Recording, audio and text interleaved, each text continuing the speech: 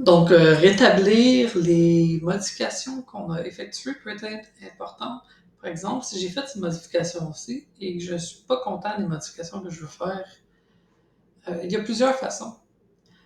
Si on veut modifier euh, les choses qu'on a faites dans la même session, donc c'est-à-dire on n'a jamais vraiment quitté l'éditeur visuel, en bas à gauche, on a une option historique. Ici, on clique dessus.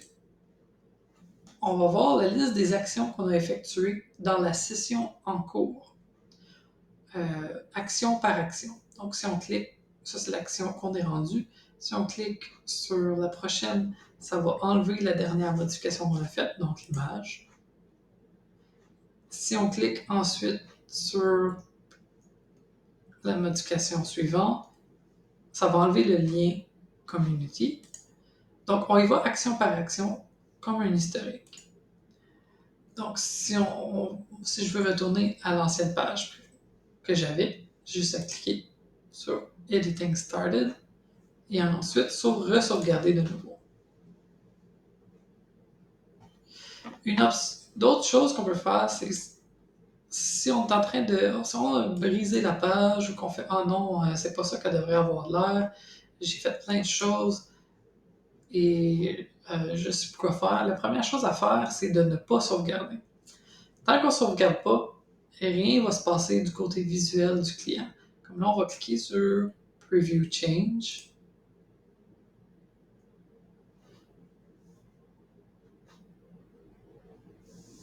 On voit la prévisualisation de ce qu'on est en train de faire, bien sûr. Par contre, si on va sur la page web visible au client, il n'y a rien de ce qu'on a fait qui est en ligne parce qu'on n'a pas cliqué sur sauvegarder. Donc, s'il y a un problème, première chose à faire, c'est de ne pas cliquer sur sauvegarder.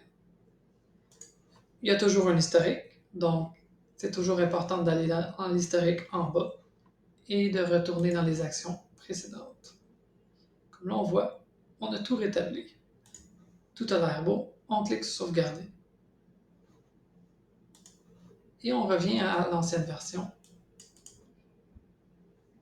Et tout est beau sur le site web. Le site web a aussi des révisions. On voit dans le même onglet, il y a des onglets un peu plus en haut, c'est écrit révision. Si on clique dessus, ça c'est des sauvegardes. À chaque fois que vous cliquez sur Update ou sauvegarder, ça revient à les anciennes versions d'une page. Vous pouvez retourner assez loin, les dates sont indiquées. Donc, si je veux retourner à la version du site web d'il y a 2 mois, j'ai juste à cliquer sur celle du 11 décembre à 19h13.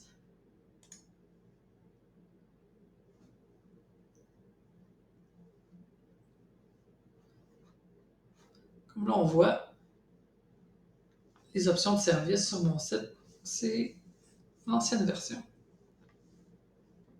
Si je suis content avec revenir à cette ancienne version-ci, une fois qu'on a cliqué dessus et que c'est chargé, pas oublier de cliquer sur Appliquer et ensuite Sauvegarder.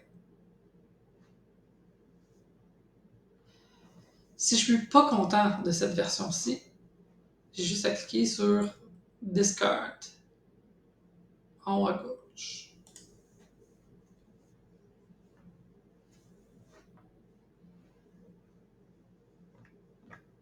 On revient alors sur la version avec les nouvelles boîtes de service comme j'avais précédemment. Une fois qu'on a cliqué Appliquer ou Discard, il va falloir aussi cliquer sur Sauvegarder. Comme ça, on revient bien ça se confirme qu'on revient bien à l'ancienne version. On sauvegarde et c'est maintenant visible pour vos visiteurs sur le site web. Une fois qu'on est retourné à l'ancienne version, on peut aussi, comme d'habitude, continuer à modifier la page dans Elementor.